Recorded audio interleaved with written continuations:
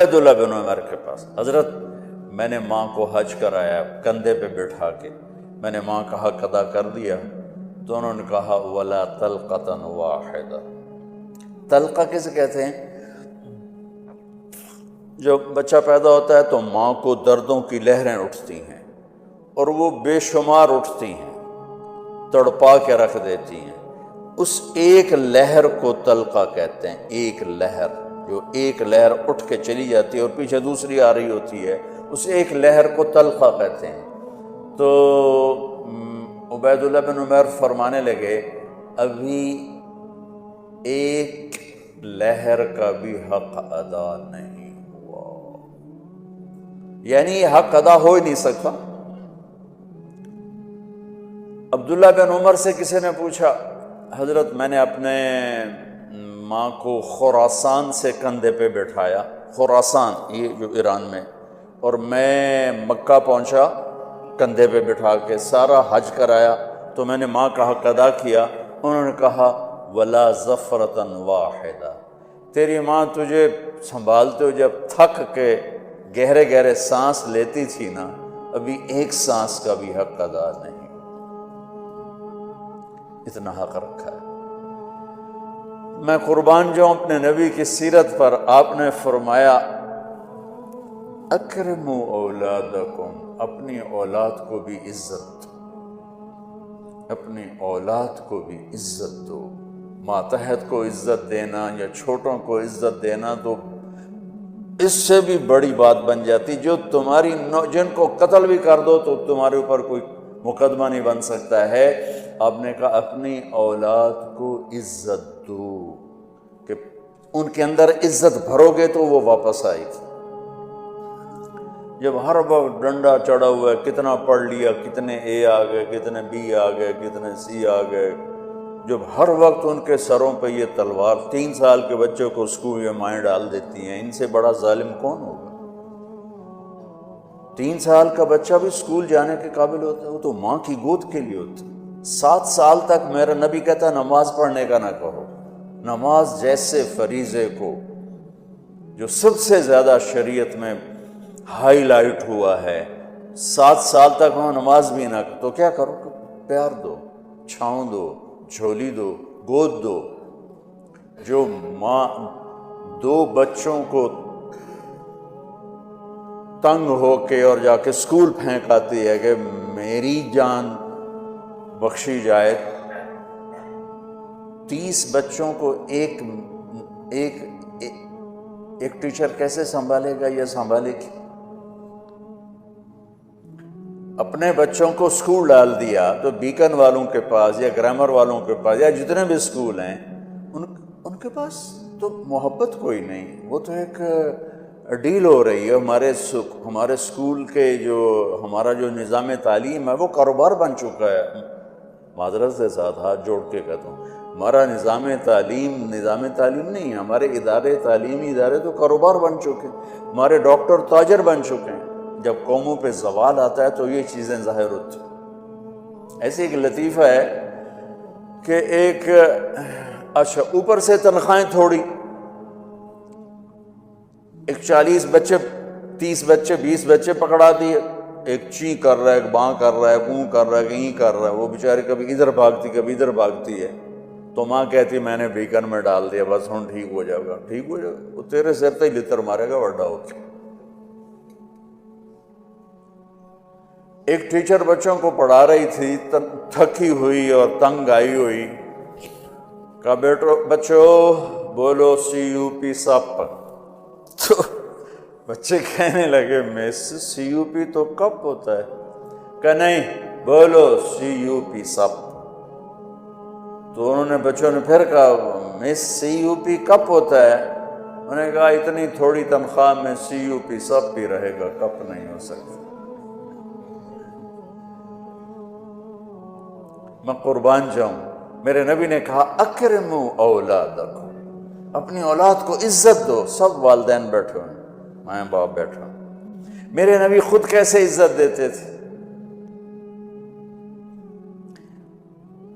یہ میرے نبی کا گھر ہے، یہ آپ کی بیٹی فاطمہ کا گھر ہے، بیچ میں 2 گھر ہیں، تیسرا کا چوتھا گھر حضرت فاطمہ کا، اور آنا جانا کبھی کبھی نہیں ہے، ہر دوسرے تیسرے دن آنا ہے، روز بھی آنا ہے، کیونکہ ساتھ ساتھ تو گھر ہیں۔ اور آپ کو اپنی اولاد میں سب سے زیادہ پیار حضرت فاطمہ، میرے جگر کا ٹکڑا ہے، جس نے اسے سکھ دیا اس نے مجھے سکھ دیا، جس نے اسے تکلیف دی تو مجھے تکلیف دی۔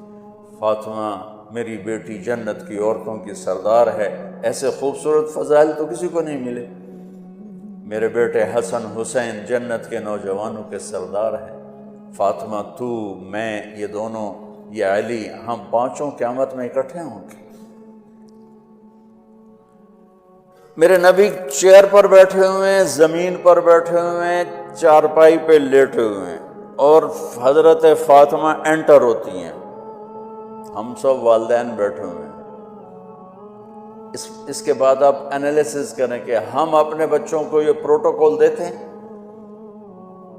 اور عام طور پر بیٹے کو پروٹوکول زیادہ ملتا ہے، بیٹی کو تو ملتا ہی کوئی نہیں، وہ تو شروع سے ہی بیچاری رگڑے کھاتی۔ حضرت فاطمہ انٹر ہوئیں، آپ کی نظر پڑی، آپ کھڑے ہو جاتے، تعظیم میں کھڑے ہو جاتے تھے۔ ہم بڑوں کے لیے کھڑے ہوتے ہیں نا، ہونا بھی چاہیے، ادب ہے، احترام ہے، یہ ہمارا ایک کلچر ہے، بہت اچھا ہے۔ لیکن میرے نبی کیا کر رہے ہیں؟ بیٹی کے لیے کھڑے ہو رہے ہیں، اور کھڑے نہیں رہتے تھے، تیزی سے آگے بڑھتے تھے۔ تو اب میں نے لگام لگی، میں اگر جا نہیں سکتا، تو وہ تیزی سے آگے بڑھتے تھے اور جا کر حضرت فاطمہ کا ہاتھ پکڑ لیتے تھے، اور ہاتھ پکڑ کے بوسہ لیتے تھے، پھر ہاتھ چھوڑتے نہیں تھے، ہاتھ پکڑے پکڑے یوں تشریف لاتے، اور پہلے کہتے بیٹھو یہاں، پہلے حضرت فاطمہ کو بٹھاتے، اس کے بعد خود بیٹھتے تھے۔ یہ میرے نبی کی سیرت کے وہ پہلو ہیں جو آپ نے شاید کبھی نہیں سنے ہوں گے۔ چاند کے دو ٹکڑے کر دیے، اس سے میرے نبی کی عظمت کا تو پتہ چلتا ہے، لیکن مجھے راستہ تو نہیں ملتا کہ میں نے زندگی کیسے گزار۔